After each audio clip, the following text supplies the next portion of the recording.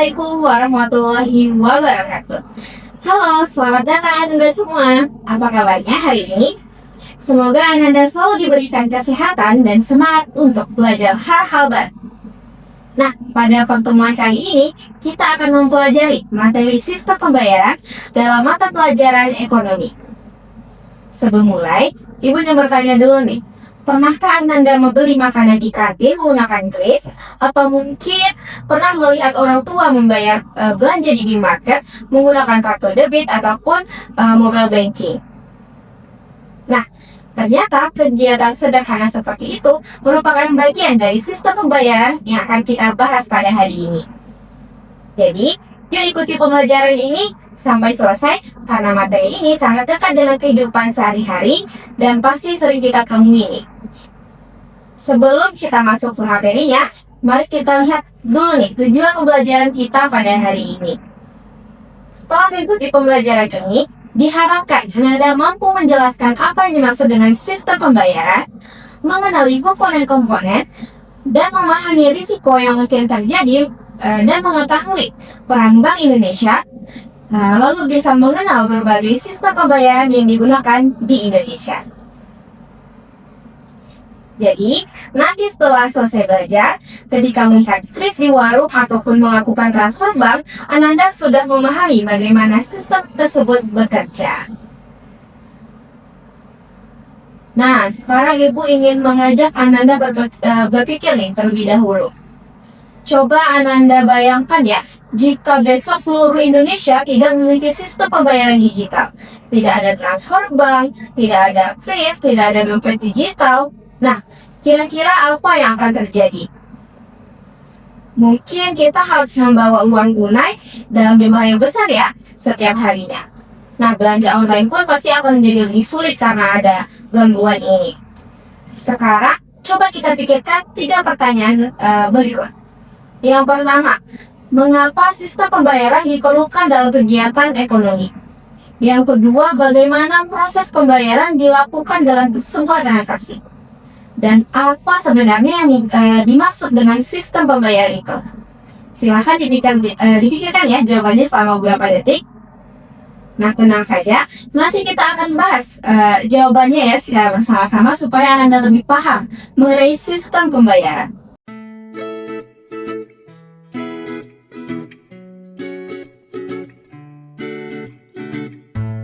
Seiring dengan majunya zaman dan teknologi, banyak aspek kehidupan manusia menjadi terasa lebih mudah.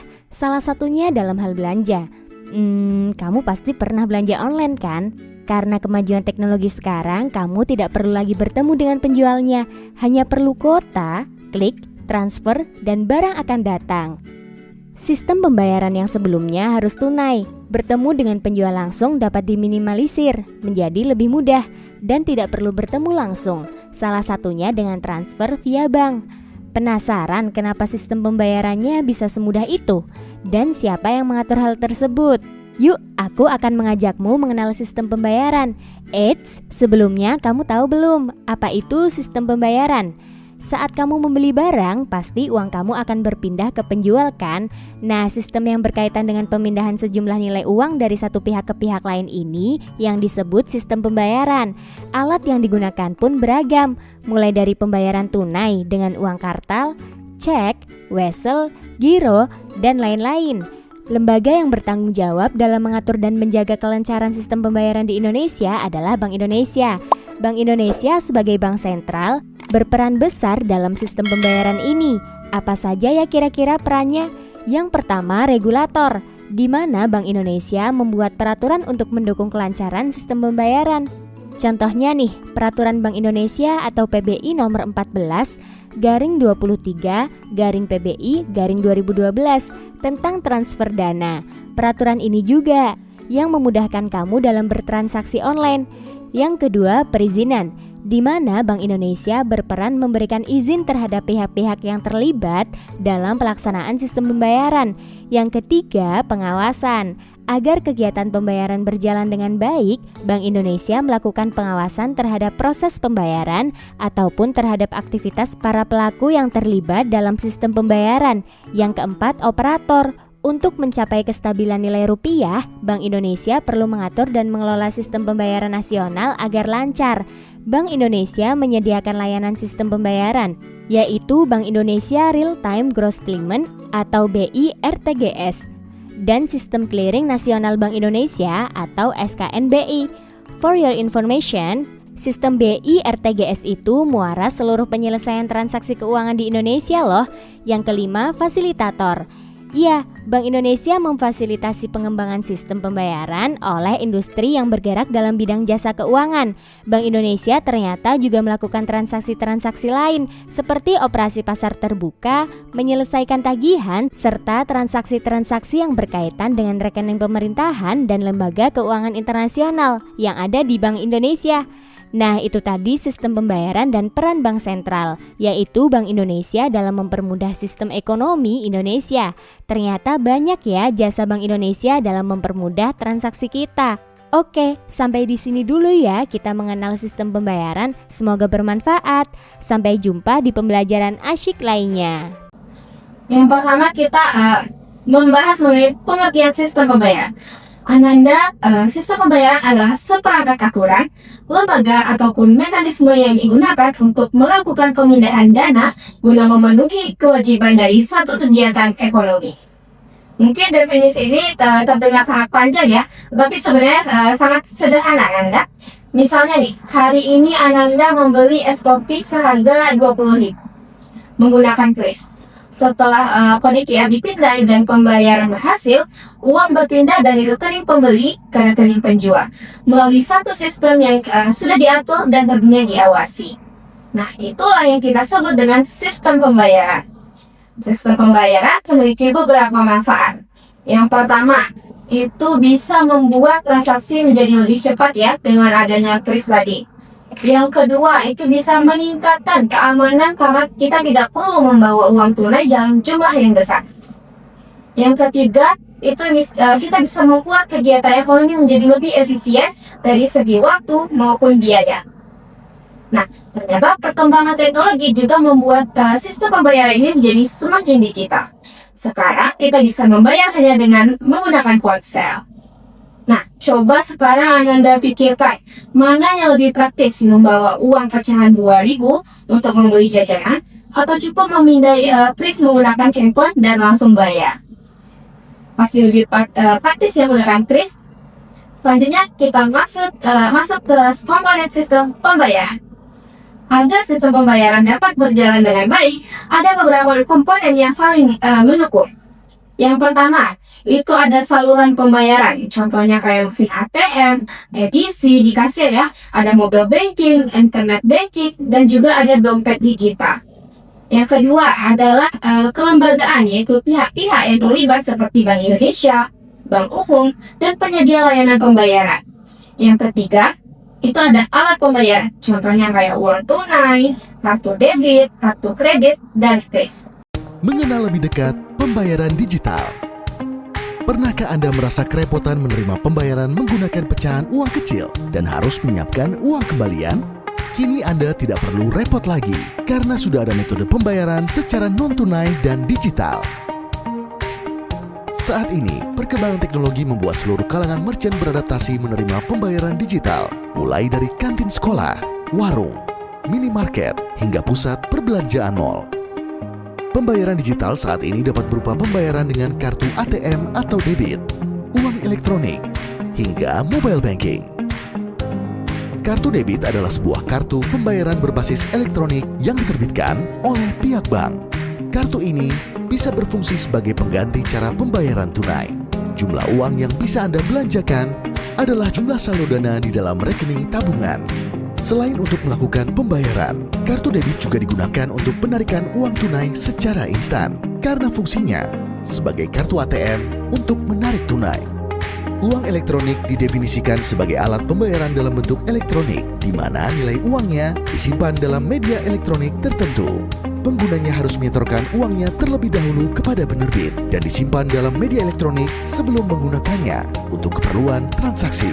Ketika digunakan, nilai uang elektronik yang tersimpan dalam media elektronik akan berkurang sebesar nilai transaksi dan setelahnya dapat mengisi kembali atau top up. Mobile banking adalah sebuah layanan yang disediakan oleh bank untuk melakukan berbagai transaksi perbankan melalui berbagai fitur yang ada dalam ponsel pintar. Layanan mobile banking meliputi cek saldo, transfer uang, mencetak mutasi rekening, melakukan cek dan pembayaran kartu kredit atau tagihan lainnya. Quick Response Code Indonesian Standard atau QRIS adalah penyatuan berbagai macam QR dari berbagai penyelenggara jasa sistem pembayaran atau PJSP menggunakan QR Code. QRIS bukanlah aplikasi baru, melainkan sebuah standar QR Code yang diwajibkan bagi seluruh PJSP yang menggunakan QRIS. Tidak hanya mengikuti zaman, pembayaran digital juga mempunyai banyak manfaat, yaitu membangun kredit profile dengan mudah untuk kemudahan mendapatkan pinjaman. Transaksi dapat tercatat dan langsung masuk ke rekening. Penjualan tidak lagi perlu uang kembalian. Bebas dari risiko pencurian dan uang palsu, hingga meningkatkan penjualan karena mengikuti perkembangan tren perilaku customer. Yuk kita menggunakan pembayaran digital.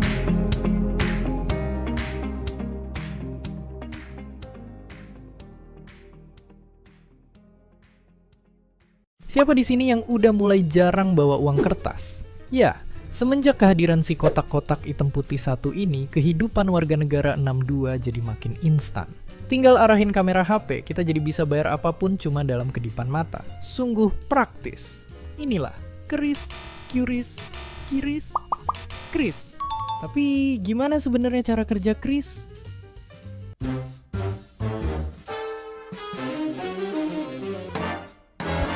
Jadi gini, kalau sehari-hari kita ngomong pakai bahasa Indonesia, komputer itu punya bahasa lain, kode biner, yang cuma terdiri dari 2 huruf, angka 0 dan 1. Kalian juga bisa-bisa aja ngomong pakai bahasa ini, tapi mungkin orang lain malah jadi bingung. Nah, sama kayak tulisan yang bisa dijadiin poster, kode biner juga bisa dijadiin gambar. Namanya kode QR. Warna putih itu artinya 0, dan warna hitam itu 1. Nah, ukuran kode ini juga bisa beda-beda. Makin kecil-kecil kotak-kotaknya, makin banyak data yang bisa disimpan. Biar makin kebayang, coba kita lihat langsung. Ini bagian yang isinya data, mulai dari kode bank, nominal bayar, deskripsi transaksi, sampai nama toko. 3 kotak besar di sudut ini fungsinya buat penanda posisi, biar kodenya bisa dibaca HP dari segala arah. Kalau kotak yang ini ngebantu HP kita biar tetap bisa ngebaca walaupun gambarnya agak melengkung. Oke, tapi terus, apa yang terjadi ketika HP kita nge-scan kode ini? Pendeknya, setelah di-scan dan jangan lupa dibayar, data transaksi kita bakal dikirim ke server pusat layanan pembayaran yang kita pakai buat dilakuin pengecekan. Mulai dari mastiin kode QR-nya nggak bodong sampai ngecek apakah saldo kita nggak kurang. Kalau layanan pembayarannya beda, tenang aja, soalnya sistem juga bisa ngelakuin transfer uang antar layanan.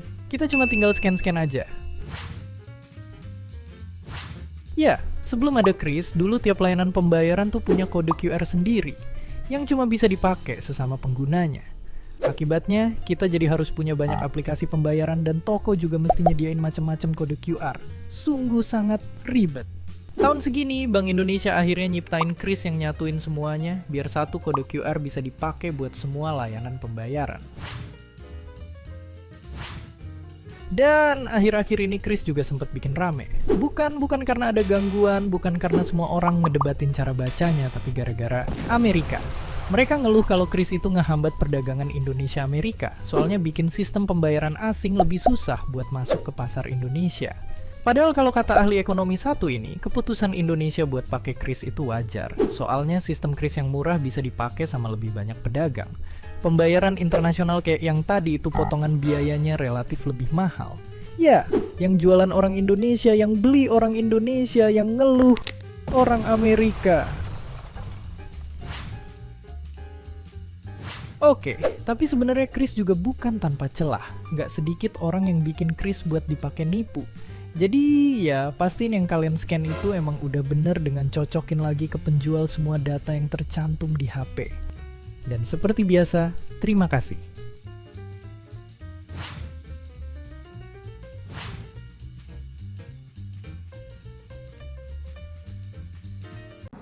Nah, yang keempat adalah mekanisme operasional, yaitu proses perpindahan dana dari pembeli ke penjual.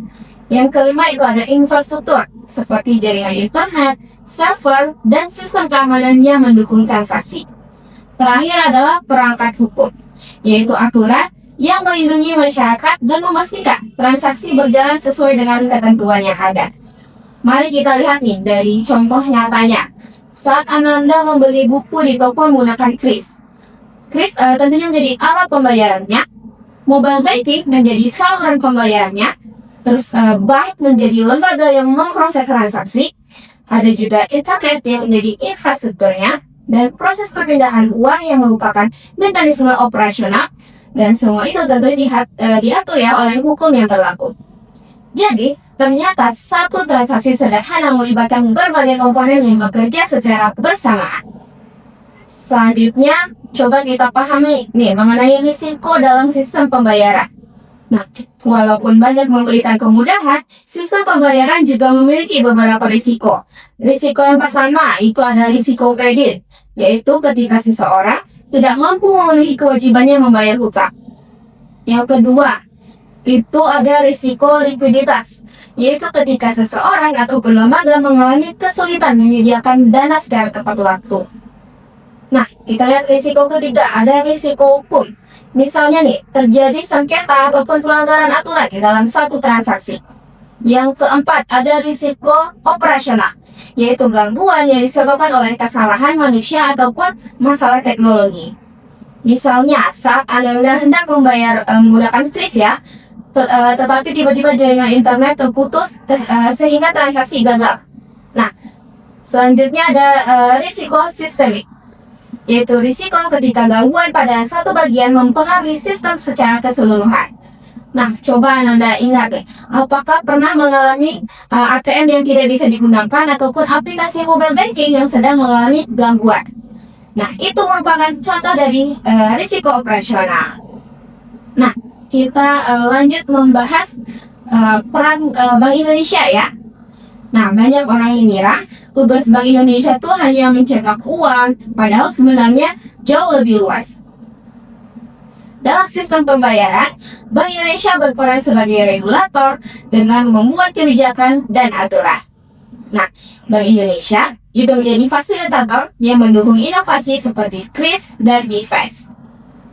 Selain itu, Bank Indonesia juga mengawasi sistem penyelenggara pembayaran agar masyarakat dapat bertransaksi dengan aman pastinya. Selanjutnya itu ada bahkan ya, Bank Indonesia juga memberikan izin kepada lembaga yang ingin menyelenggarakan jasa pembayaran. Nah, berkat peran tersebut, masyarakat dapat menggunakan berbagai metode pembayaran dengan lebih percaya diri dan tentunya lebih aman ya. Selanjutnya, kita masuk ke sistem pembayaran di Indonesia. Nah, di Indonesia terdapat beberapa sistem pembayaran yang penting untuk Anda ketahui. Yang pertama itu ada BIFTGS yang digunakan untuk transaksi antar bank dengan nilai yang besar. Selanjutnya ada SKNBI yang melayani transfer antar bank dengan biaya relatif terjangkau. Ada lagi nih BIFAS yang menggunakan transfer dilakukan dengan cepat dan biaya yang rendah. Ada juga GPN ataupun gerbang pembayaran nasional yang membantu menghubungkan berbagai instrumen pembayaran di Indonesia. Dan tentu saja ada kris yang mungkin paling sering kita temui ya. Nah, sekarang coba kita lihat di sekitar tempat tinggal Anda. Banyak pedagang kaki lima, kedai kopi, bahkan penjual gorengan itu sudah menyediakan kris ya. Nah, hal ini menunjukkan bahwa sistem pembayaran digital semakin mempermudah transaksi masyarakat. Nah, sekarang mari kita coba menganalisis sebuah kasus ya. Misalnya nih, seorang pembeli membayar belanja di market menggunakan kris. Di sisi lain, banyak masyarakat juga menggunakan mobile banking dan dompet digital dalam kehidupan sehari-hari. Menurut Anda, termasuk jenis sistem pembayaran apakah transaksi tersebut? Ya, benar. Itu merupakan sistem pembayaran non-tunai ataupun digital. Nah, kira-kira apa ya manfaatnya? Tentu yang pertama lebih cepat, lebih praktis, dan tidak perlu membawa uang tunai untuk melakukan transaksi. Namun, apakah ada risikonya? Tentu ada ya. Misalnya, koneksi internet bermasalah, salah memasukkan nominal pembayaran, atau bahkan menjadi korban penipuan jika tidak berhati-hati. Oleh karena itu, kita harus selalu menjaga keamanan data pribadi untuk memastikan transaksi dilakukan melalui layanan resmi. Baik, Ananda, hari ini kita baru mempelajari banyak hal. Kita mengetahui bahwa sistem pembayaran bukan hanya tentang uang, tetapi juga mencakup aturan, lembaga, dan mekanisme yang membuat transaksi dapat berjalan dengan aman. Nah, kita juga mempelajari 6 komponen sistem pembayaran, 5 jenis risiko dan peran penting Bank Indonesia serta berbagai sistem pembayaran yang berlaku di Indonesia seperti BIFAS dan KRIS. Nah, semoga pembelajaran ini Ananda dapat menjadi lebih memahami ya proses transaksi yang sering dilakukan dalam kehidupan sehari-hari. Baik, sebelum kita akhiri pembelajaran hari ini, Ibu akan mengajak Ananda melakukan refleksi.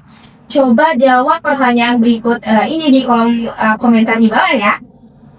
Yang pertama, apa hal baru yang Ananda pelajari hari ini? Yang kedua, mengapa sistem pembayaran penting dalam kegiatan ekonomi?